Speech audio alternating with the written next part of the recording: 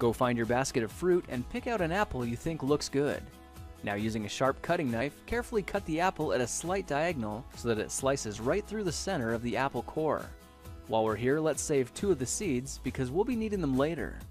Now that we've got our 2 halves, let's take the side that still has the bottom attached and place it face down on a cutting board. We'll need to place 2 butter knives perpendicular with the top and bottom of the apple. Now we can carefully cut down along one side of the apple core until the knife bottoms out on our makeshift spacers, then use the spacers as a guide to gently cut in from the side. When the 2 cuts meet, you'll have an apple wedge that pops right out. And while we're here, let's cut a piece from the other side the same way. Now our goal with these is to cut out 3 more L-shaped wedges about 1/4 inch thick. And this time, rather than cutting in sideways toward your fingers, try turning the piece over so you can cut downward and meet the first cut at the bottom. Now with a little wiggle, a new apple wedge should break free.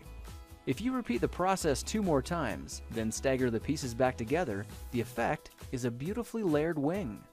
Now just cut the other piece the same way and your swan's body should look like this. To make a place for the head, all we need to do is carefully cut into the front of the body and gently lift the pieces out to reveal a clean and fairly deep groove.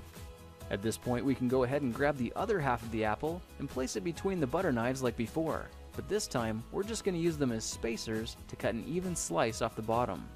You can see that repeating this process 3 or 4 times gives us a nice variety of shapes and sizes. Now look for a piece that resembles a heart that's been slightly flattened on top. All it takes to form the swan head is 3 strategic cuts with a knife. I made 1 angled cut to form the head, a horizontal cut to form the neck, and 1 slanted cut at the bottom for the base.